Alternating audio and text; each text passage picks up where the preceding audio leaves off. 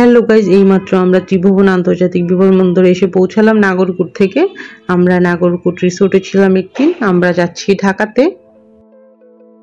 শহরের কেন্দ্রস্থল থেকে 6 কিলোমিটার দূরে কাঠমান্ডু উপত্যকায় অবস্থিত।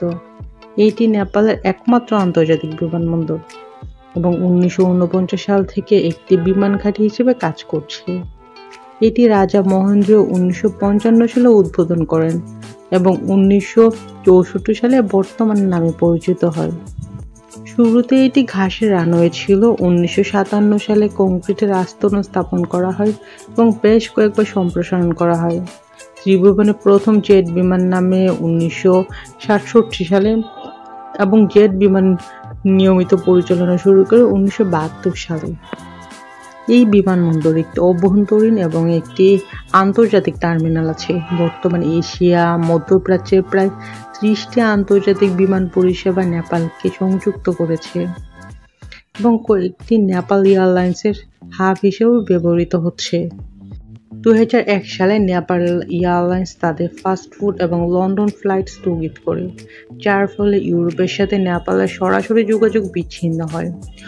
সম্প্রতি টার্কিশ এয়ারলাইন্স ইস্তাম্বুল থেকে কাঠমান্ডু সরাসরি ফ্লাইট চালু করেছে এবং এর মাধ্যমে নেপালের সাথে ইউরোপ মহাদেশের সরাসরি যোগাযোগ পুনঃপ্রতিষ্ঠিত হয়েছে। এই এয়ারপোর্টটি যথেষ্ট সুন্দর দেখতে, ছোটখাটো কিউট, বাট এই বিমানবন্দরকে সবাই বলে থাকে দুর্ঘটনার জন্য কুখ্যাত বিমানবন্দর। সবাই বলে থাকে নেপালের সবচেয়ে বিপজ্জনক বিমানবন্দর হচ্ছে এই ত্রিভুবন আন্তর্জাতিক বিমানবন্দরটি। তো আমরা ঘুরতে এসেছিলাম কাঠমান্ডুতে আমরা ছিলাম একদিন এখানে থেকে তারপর আমরা যাই নাগরকোটে। আর কাঠমান্ডুতে আমাদের হোটেল ছিল থামেলে আমাদের হোটেলের প্রাইস পড়েছিল 1500 টাকা। আর হোটেলের নাম ছিল, এতক্ষণ আপনারা যে জায়গাগুলো দেখলেন ওই জায়গাগুলো হচ্ছে ত্রিভুবন আন্তর্জাতিক বিমানবন্দরের বাইরের সেক্টর। এটা বাইরের করিডোর। এই জায়গাটাতে মোটামুটি সবাই প্রবেশ করতে পারে। তবে আমরা এখন যে লাইন ধরে সামনের দিকে যাব, কিছুক্ষণের মধ্যে ওইখানে আমাদের টিকিট চেক করে ভিতরে প্রবেশ করতে দেওয়া হবে। এখানে আমরা প্রচুর মানুষের ভিড় দেখতে পাচ্ছি। আমার সামনে একজন টুরিস্ট আছে, উনিও বাইরের দেশ থেকে ঘুরতে এসেছে। তো আমরা আমাদের টিকিট, পাসপোর্ট এগুলো বের করছি, আমাদের পেপারসগুলো ঠিকঠাক করে গুছিয়ে তারপর এই যে লাগেজ নিয়ে যাচ্ছে ওইখানে যাব, ওইটা দিয়ে ভিতরে প্রবেশ করতে হবে। ওখানে আমাদের সবকিছু চেক করবে। দেখতে আমরা সবকিছু রেডি করে নিচ্ছি। আমাদের সব কাগজপত্র ব্যাগে ছিল, কারণ আমরা কাঠমান্ডু ফান পার্কে, তারপর হচ্ছে বিকুটি বাজারে গিয়েছিলাম। তো ওখানে ঘোরার সময় যদি আমাদের কাগজপত্রগুলো সাবধানে না রাখি তাহলে প্রবলেম। আপনারা চেষ্টা করবেন কাঠমান্ডু ঘুরতে আসলে অনেক দিন আগে টিকিটটা করে ফেলার। আমাদের মতো যদি কাছাকাছি সময় কাটেন তাহলে 25-30 হাজার টাকার টিকিট আপনাকে 50,000 টাকায় কাটতে হবে। আমাদের তো অনেক বেশি খরচ পড়েছে। তো আপনারা যদি চান অনেক কম খরচে নেপাল ভ্রমণ করতে পারবেন। তো এখান থেকেই পুলিশ দেখতে পাচ্ছেন আপনারা, এখানে কিন্তু ভিডিও করা যায় না, তাও আমি ক্যামেরাটা নিয়ে ক্যামেরাটা লুকিয়ে রেখেছি ভিডিও করার জন্য। তবে মজার ব্যাপার হচ্ছে কি, এই গ্লাসের যে ভিতরে কিন্তু অনেক পাখি আছে, ছোট ছোট চড়ুই পাখি। আমি বুঝতে পারছি না দেখা যাচ্ছে কিনা, কিন্তু আমি দেখতে পাচ্ছি ভিতরে অনেকগুলো পাখি এসে ঘুরঘুর করছে। এখানে কিন্তু স্ক্যান করে,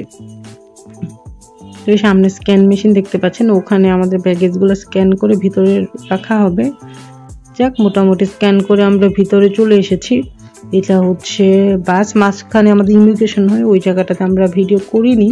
আর টুকটাক ভিডিও আছে আমার চ্যানেলে, অন্য ভিডিওতে দেখে নিতে পারেন চাইলে। আমরা এখন বাসে উঠলাম। এই বাসটাতে করে আমাদেরকে প্লেন পর্যন্ত নিয়ে যাওয়া হবে। এটা হচ্ছে এয়ারপোর্টের বাইরের দিকটা। আপনারা এখন ত্রিভুবন আন্তর্জাতিক বিমানবন্দরের রানওয়ের পাশে যে ভিউটা আছে সেটা দেখতে পারবেন। রানওয়ের দিক থেকে দেখতে এয়ারপোর্টটাকে এরকম লাগে। আর সবচেয়ে সুন্দর ব্যাপার হচ্ছে গ্লাসের ভিতর দিয়ে আপনারা রানওয়েটা দেখুন, কি অদ্ভুত সুন্দর পাহাড়ে ঘেরা। তবে এই পাহাড়ের জন্যই কিন্তু এই বিমানবন্দরটা বিপজ্জনক। সবাই বলে বিশ্বের বিপজ্জনক বিমানবন্দর এটা। অনেকে তো মৃত্যু ফাঁড়িও বলে যে এখানে গেলে নাকি মৃত্যু হবে, এরকম চিন্তা ভাবনা করে যেতে হয়। যাক, আলহামদুলিল্লাহ আমরা ঠিকঠাক মতো এসেছি। এখন ঠিকঠাক মতো বাংলাদেশে পৌঁছাতে পারলেই হয়।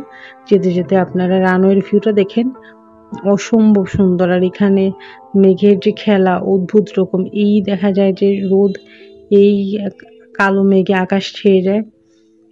ছোট্টখাটো বিমানবন্দর, বাট অনেক সুন্দর। আর পাহাড়ে ঘেরা বলে এখানে সবসময় মেঘ থাকে, আপনি এখানে দাঁড়ালেই মেঘ আপনাকে ছুঁয়ে দিয়ে যাবে। এখানে সবসময় একটা মেঘের খেলা চলতে থাকে। এক পাশে দেখেন কালো মেঘে ছেয়ে গেছে, আর এক পাশে খুব সুন্দর মেঘ। আমরা নেমে গিয়েছি, উনি মোটামুটি আমাদেরকে এই বাসে গার্ড দিয়ে নিয়ে এসছে। উনার হাতে মেবি কোনো খাতা আছে, ওইভাবে উনি দেখে দেখে সবাইকে উপরে উঠাচ্ছে। তো উনি আমাদেরকে বললো সারিবদ্ধভাবে ওঠার জন্যে। তো সারিবদ্ধভাবে বলতে যাদের টিকিট ফার্স্ট থেকে মানে 1 2 3 4 এইভাবে হচ্ছে এই রোতে করে যাবে, আর যাদের হচ্ছে পিছন দিক দিয়ে মানে লাস্টের দিকে তারা উঠবে পাশে সিঁড়িটা দিয়ে। তো আমরা যেহেতু মিডিলের দিকে ছিলাম, এই জন্যে আমরা উঠি পিছন দিকে সিঁড়িটা দিয়ে। আমরা আমাদের টিকিটগুলো চেক করে নিচ্ছিলাম যে কোন সিঁড়ি দিয়ে উঠবো। যাক, আমরা আমাদের লাইন পেয়ে গিয়েছি। এখানে যাদের আগে টিকিট তারা আগে উঠছে, যাদের পরে তারা পরে উঠবে। কারণ অনেক সময় যাদের পিছনে সিট তারা যদি আগে চলে যায় অনেক সময় প্রবলেম হয়, এই জন্যে সারিবদ্ধভাবে ওনারা উঠতে বলেছে। এই সিস্টেমটা ভালো। এর আগে আমরা যত্রভাবে উঠি যখন, তখন দেখা যায় খুবই সমস্যা হয়ে যায়। এই তো লাইন ধরলাম, আমাদের সামনে যাদের টিকিট তারা সামনে, আমাদের পিছনে যারা আছে তারা পিছনে আছে। দেখতেই পেলেন কি সুন্দর আকাশ। তো এখনই আমরা উপরে উঠে যাব। আমরা আমাদের সিট নাম্বার অনুযায়ী উপরে উঠি, যেন অনেক সময় হয় না যে উপরে গিয়ে পিছনের জন সামনে আর সামনের জন পিছনে উল্টা পাল্টা হয়, তখন বসতে সমস্যা হয়। এই জন্যে যাদের সিট নাম্বার পিছন দিকে তারা যাবে আগে, যাদের সামনের দিকে তারা সামনের দিক দিয়ে যাবে। এখানে 2টা সিঁড়ি আছে। তো আমরা আমাদের সিট নাম্বার অনুযায়ী উপরে উঠছি। কিছুক্ষণের মধ্যে আমরা উপরে উঠে যাব। ওইখানে গিয়ে কিন্তু ভিডিও করা যায় না, আমি সিঁড়িতে উঠা পর্যন্তই দেখাচ্ছি আপনাদেরকে। তারপর বসে আবার রানওয়ের ভিডিও দেখাবো আপনাদেরকে।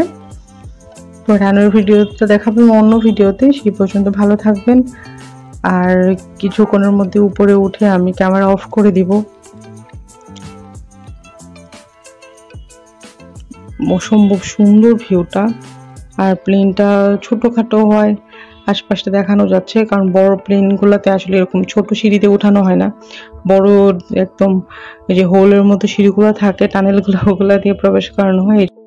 দেখ, আমরা কিছুক্ষণের মধ্যে উপরে উঠে যাব। উঠে কিছুক্ষণ আমি ক্যামেরা অফ রাখবো, কারণ এইখানে সব এয়ার হোস্টেসরা থাকে। তো আমরা বসে তারপর আমি আবার রানওয়েটা আপনাদেরকে দেখাবো। এই মুহূর্তে দেখি আর কতক্ষণ করা যায়, যতক্ষণ করা যায় করব, তারপরে আমি রেখে দিব আর কি। এখন পর্যন্ত এখানে কেউ নেই, এটা পিছন সাইড বলে একটু কেমন যেন, সামনের দিকে আবার এয়ার হোস্টেসটা থাকে। যাক, আমরা প্লেনে চলে এসেছি। এখনই আমাদের প্লেন ফ্লাই করবে, রানওয়েতে চলা শুরু করে দিয়েছে। আর যেতে যেতে আপনারা একটু ত্রিভুবন আন্তর্জাতিক বিমানবন্দরের রানওয়েটা দেখেন, অদ্ভুত সুন্দর রানওয়ে। আমি যতগুলো রানওয়ে দেখেছি তার মধ্যে অনেক সুন্দর রানওয়ে এইটাই। তবে এইটাই সবচেয়ে বেশি বিপজ্জনক, ঝুঁকিপূর্ণ, কারণ এখানে সবচেয়ে বেশি বিমান দুর্ঘটনা ঘটে। আপনারা গুগলে বা ইউটিউবে সার্চ দিলে দেখতে পাবেন কি পরিমাণ বিমান দুর্ঘটনা ঘটে এখানে। কারণ এই যে পাহাড়টা দেখতে পাচ্ছেন, এই পাহাড়ের জন্যই মূলত দুর্ঘটনা ঘটে। এই পাহাড়টাকে অ্যাভয়েড করতে গেলে পাশে একটা খাদ আছে, খাদে পড়ে যায়। আবার এই পাহাড়টার জন্য যদি আগে অনেক সময় নেমে যেতে যায়, তখন এই খাদে পড়ে যায়। ঠিক এই কারণেই বেশি বিমান দুর্ঘটনা ঘটে। আর একটা কারণ হচ্ছে এখানে প্রচন্ড ঝোড়ো হাওয়া বইতে থাকে সবসময়। আর এটাকে যেহেতু হিমালয়ের দেশ বলা হয়, এখানে ঝোড়ো হাওয়া বওয়াটাও স্বাভাবিক। তো কিছুক্ষণের মধ্যে আমাদের প্লেন ছেড়ে দিবে। আমার ভিডিও এই পর্যন্ত, ভালো থাকবেন, আল্লাহ হাফেজ।